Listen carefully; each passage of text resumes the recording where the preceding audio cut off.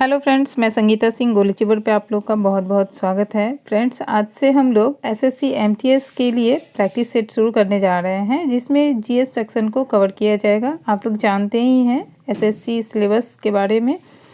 4 part होते हैं इसके, जैसे जीएस हो, मैथ्स हो, रीजनिंग हो और इंग्लिश हो। और इन चारों सेक्शन से 25 क्वेश्चंस पूछे जाते हैं। तो हम लोग यहाँ पर जीएस को कवर करने जा रहे हैं और जीएस में भी बहुत ही लंबा उसका सिलेबस है। उसमें आपको हिस्ट्री, साइंस और करंट अफेयर के पोर्शंस होते हैं और जीके भी होते हैं। तो इन सारी चीज़ों को हम लोग जीएस सेक्शन में कवर करेंगे। एक्चुअली होता ये है कि स्टूडेंट को लगता है कि वो मैथ, इंग्लिश और रीजनिंग को कवर कर लेंगे, जीएस को वो इग्नोर कर देते हैं और ऐसे में ही उनका रिजल्ट ख़राब हो जाता है। तो इग्नोर किसी भी पोर्शन को नहीं करना चाहिए। जीएस भी उतना ही इम्पॉर्टेंट है जितना मैथ और इंग्लिश या रीजनिंग। इसलिए आपको सभी पोर्शन को इम्पॉर्टेंट लेके चलना है। और इसमें जीएस में जो 25 क्वेश्चंस कराए जाएंगे हर प्रैक्टिस सेट में आपको, तो कम से कम आपको इसमें कम से कम 20 तो लाना ही चाहिए। वैसे इसका कट ऑफ 22 हमने रखा है, लेकिन आपको कम से कम 20 क्वेश्चन सॉल्व करने चाहिए। तो जो लोग हमारे चैनल पर नए हैं, चैनल को सब्सक्राइब कर ले, क्योंकि आपको रेगुलर अब प्रैक्टिस सेट मिलते रहेगा और आपकी तैयारी बहुत अच्छी हो जाएगी। इसके अलावा जो भी सेक्शन है उसकी तैयारी भी आप करते रहें साथ में। और करंट अफेयर का जो भी वीडियो अपलोड किया जाएगा हमारे चैनल पर या पहले से भी जो किया जा रहा है उसे आप देखते चलें। और वीडियो का पीडीएफ का लिंक आपको डिस्क्रिप्शन बॉक्स में मिल जाएगा, वहाँ से आप पीडीएफ भी डाउनलोड कर सकते हैं, जो एग्ज़ाम के समय आप उसे रिवाइज़ के लिए आपको बहुत उसमें मदद मिल जाएगी। तो चलिए स्टार्ट करते हैं क्वेश्चन से। तो पहला क्वेश्चन है हमारा, मेगास्थनीज ने भारतीय समाज को कितने श्रेणियों में विभाजित किया था। तो ये कितनी श्रेणियां थी? ये थी 7 श्रेणियां और उन 7 श्रेणियों के नाम है दार्शनिक, किसान, अहीर, कारीगर, सैनिक, निरीक्षक, सभासद और अन्य शासक वर्ग। इन 7 श्रेणियों में मेगास्थनीज के द्वारा भारतीय समाज को विभाजित किया गया था। तो डी इसमें इसका सही आंसर हो जाएगा। नेक्स्ट क्वेश्चन देखते हैं, गुप्त काल में उत्तर भारतीय व्यापार निम्नलिखित किस एक पतन से संचालित होता था। तो किससे संचालित किया जाता था? ताम्रलिप्ति पतन से ये संचालित किया जाता था। ए इसमें इसका सही आंसर हो जाएगा। अगला क्वेश्चन देखते हैं। फ्रेंड्स, अलग अलग जो पोर्शन है, जैसे हिस्ट्री है, पॉलिटी है, तो इन सब के भी स्पेशल वीडियोस हमारे चैनल पर अपलोड किए जा चुके हैं। आप वहां से भी क्वेश्चन आंसर सॉल्व कर सकते हैं और अपनी प्रैक्टिस देख सकते हैं कि आपने कितना कवर किया है किस पोर्शन को। अगला क्वेश्चन देखते हैं, क्वेश्चन नंबर 3, ज़्यादा भवनों का निर्माण नहीं कराया औरंगजेब ने। यहाँ पर कुछ छूट गया है मिस टाइपिंग की वजह से। औरंगजेब ने ज़्यादा भवनों का निर्माण नहीं कराया क्योंकि उसे वास्तुकला में कोई रुचि नहीं थी, राजमिस्त्री उपलब्ध नहीं थे, वह मितव्ययी था, मतलब कम खर्च करने वाला, उसे अपने शासनकाल में निरंतर युद्ध करने पड़े। ये कौन सा रीजन है कि औरंगजेब ने ज़्यादा भवनों का निर्माण नहीं कराया? तो इसका सही आंसर है डी, उसे अपने शासनकाल में निरंतर युद्ध करने पड़े थे और यही कारण है कि उसने ज़्यादा भवनों का निर्माण नहीं करवाया। अगला क्वेश्चन देखते हैं, मराठा सचिवालय कहलाता था। मराठा सचिवालय क्या कहलाता था? ये फाद कहलाता था। ए इसमें इसका सही आंसर हो जाएगा। नेक्स्ट है, निम्नलिखित में किसका योगदान होम रूल लीग की स्थापना में नहीं था। तो बाल गंगाधर तिलक इसमें शामिल थे, एनी बेसेंट भी थे, एस सुब्रमण्यम अय्यर भी थे, लेकिन टीएस एलकॉट नहीं थे। तो डी इसमें इसका सही आंसर हो जाएगा, टीएस एलकॉट। भारत के लिए एक डोमिनियन स्टेट इंस्टीट्यूशन के प्रारूपण का प्रथम प्रयास किसकी प्रतिक्रिया में किया गया था? तो ये किया गया था मॉन्टेग्यू चेम्सफोर्ड सुधार के समय, और ये भारत शासन अधिनियम 1919 को ही कहा जाता है चेम्सफोर्ड सुधार। तो बी इसमें इसका सही आंसर हो जाएगा। 1919 में आया था चेम्सफोर्ड सुधार कानून। अगला है संविधान के किस भाग में संविधान संशोधन की प्रक्रिया का उल्लेख किया गया है। तो जब हमारा संविधान बना था उसके बाद कई बार इस संविधान में संशोधन किया गया और इस चीज़ की प्रक्रिया का उल्लेख हमारे संविधान के किस भाग में दिया गया है। तो ये भाग 20 में दिया गया है और 368 अनुच्छेद 368 है और भाग 20 में ये दिया गया है। तो सी इसमें इसका सही आंसर हो जाएगा। नेक्स्ट है किसी विधि के प्रश्न पर सर्वोच्च न्यायालय में परामर्श लेने का अधिकार किसको है। किसे ये अधिकार है, तो ये है राष्ट्रपति को। 20 में इसका सही आंसर हो जाएगा। संविधान में कुल 33 न्यायाधीश और एक मुख्य न्यायाधीश का प्रावधान दिया गया है और इन उच्चतम न्यायालय में जो भी न्यायाधीश होते हैं उनकी नियुक्ति किसके द्वारा की जाती है, तो ये राष्ट्रपति के द्वारा ही की जाती है। नेक्स्ट है भारतीय संविधान का कौन सा अनुच्छेद नई अखिल भारतीय सेवा की स्थापना का प्रावधान करता है। ये कौन सा अनुच्छेद है, तो ये है 312 अनुच्छेद 312। सी इसमें इसका सही आंसर होगा, अनुच्छेद 312। नेक्स्ट है पंचायती राज संस्थानों के संगठन के 2 स्तर होने का सुझाव किसने दिया था। तो ये दिया गया था अशोक मेहता समिति के द्वारा। ए इसमें इसका सही आंसर हो जाएगा। नेक्स्ट क्वेश्चन देखते हैं, निम्नलिखित में कौन सा दर्रा सिक्किम राज्य में है। सिक्किम राज्य में कौन सा दर्रा है, तो ये नाथुला और जलेपला दर्रा जो है सिक्किम राज्य में है। और फ्रेंड्स दर्रा से रिलेटेड यानी दर्रा के ऊपर एक स्पेशल वीडियो बनाया हुआ है जिसमें जो हमारे भारत में जो भी दर्रे पड़ते हैं उन सब के बारे में पूरे डिटेल्स पे आपको बोर्ड पे समझाया गया है। आप उस वीडियो को एक बार ज़रूर देख लें। दर्रा से किसी भी तरह से क्वेश्चन आपको कैसे भी घुमा के पूछ लिया जाए आप वहाँ पर गलत नहीं करेंगे। तो इसका लिंक भी डिस्क्रिप्शन बॉक्स में आपको मिल जाएगा, तो दर्रा वाला आप वीडियो ज़रूर देख लीजिएगा।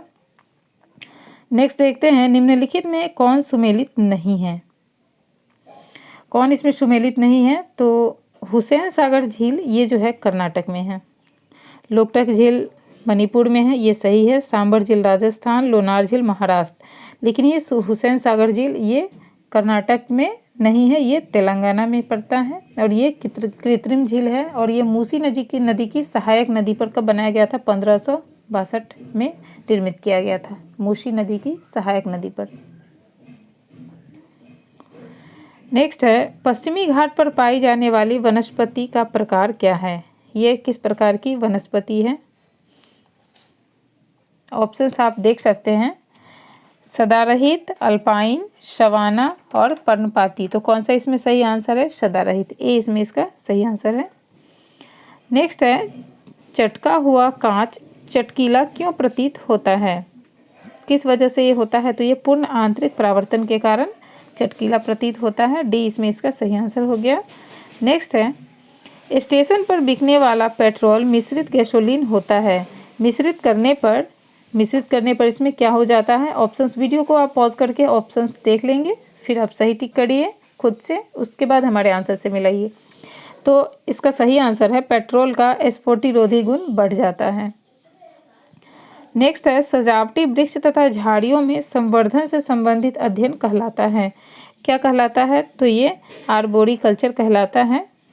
सी इसमें इसका सही आंसर होगा, आर्बोरिकल्चर। नेक्स्ट है मुख में स्टार्च का शर्करा में पाचन किसके द्वारा होता है। तो ये टाइलिन के द्वारा होता है, ये टाइलिन के द्वारा होता है।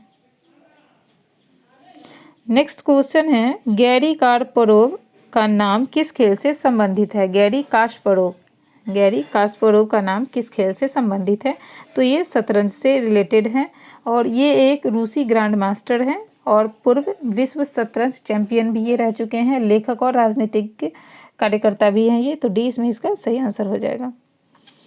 नेक्स्ट है रैमन मैग्सेसे पुरस्कार कौन सी संस्था देती है। तो रैमन मैग्सेसे पुरस्कार फिलीपींस सरकार के द्वारा दी जाती है और अभी ये पिछली बार रवीश कुमार को दिया गया है, बहुत ही चर्चा में रहे हैं ये। तो सी इसमें इसका सही आंसर हो जाएगा और इसे जो है एशिया का नोबेल पुरस्कार भी कहा जाता है। और ये नाम इसका क्यों है रैमन मैग्सेसे, तो ये जो है फिलीपींस के भूतपूर्व राष्ट्रपति थे और इन्हीं के नाम पर ये पुरस्कार दिया जाता है, रैमन मैग्सेसे पुरस्कार। नेक्स्ट है मैरीटाइम इंडिया समिट के दूसरे संस्करण का उद्घाटन किसके द्वारा किया गया है। तो ये किया गया है नरेंद्र मोदी जी के द्वारा। और मैरीटाइम इंडिया समिट 2021 ये भारत सरकार के केंद्रीय पत्तन, पोत, परिवहन और जलमार्ग राज्य मंत्रालय की प्रमुख पहल भी है। ये इसमें इसका सही आंसर हो जाएगा। नेक्स्ट है, एशिया का सबसे बड़ा मवेशी पार्क का उद्घाटन किस राज्य में किया गया है? तो ये किया गया है तमिलनाडु में। तमिलनाडु का एक जगह है सैलेम, तो यहाँ पर ये किया गया है। नेक्स्ट क्वेश्चन देखते हैं, विश्व पुस्तक मेला 2021 का आयोजन पहली बार कहाँ किया गया है? तो ये पहली बार किया गया है नई दिल्ली में, कोरोना की वजह से। और इसका थीम है नई शिक्षा नीति 2020। नई शिक्षा नीति 2020 इसका थीम है और ये 12 से 15 फरवरी के बीच हुआ है। अगला क्वेश्चन है, नेताजी बस टर्मिनल की आधारशिला कहाँ रखी गई है? तो ये रखी गई है कटक में। ये उड़ीसा का एक जगह है कटक, और उड़ीसा के पीएम कौन है? नवीन पटनायक। और ये नेताजी की जन्मभूमि भी है और 125वीं जयंती के अवसर पर ये बस टर्मिनल की आधारशिला रखी गई है, जिसमें 65 करोड़ की लागत भी लगने वाली है। नेक्स्ट है, किसे Indian personality of the year पुरस्कार से सम्मानित किया गया है? तो ये किया गया है विश्वजीत सिंह को।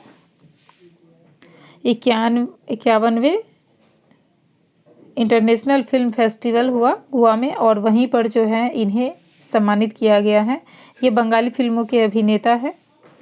और इस फेस्टिवल का उद्घाटन जो है, गोवा में जो इंटरनेशनल फिल्म फेस्टिवल हुआ है, इसका उद्घाटन किसने किया है? तो सूचना एवं प्रसारण मंत्री, जिनका नाम है प्रकाश जावड़ेकर, उन्हीं के द्वारा इसका उद्घाटन भी किया गया है। नेक्स्ट क्वेश्चन देखते हैं, घाट पेयजल योजना की शुरुआत किस राज्य में की गई है? तो ये किया गया है उत्तराखंड में, इसकी शुरुआत की गई है। कहाँ से? तो पिथौरागढ़ जिले से शुरू किया गया है। उत्तराखंड के पीएम हैं त्रिवेंद्र सिंह रावत और उत्तराखंड की 2 राजधानी हैं, आप सभी को पता होगा, देहरादून और गैरसैंण। उत्तराखंड की स्थापना कब हुई थी? तो ये हुई थी 9 नवंबर को 2000 ईस्वी में।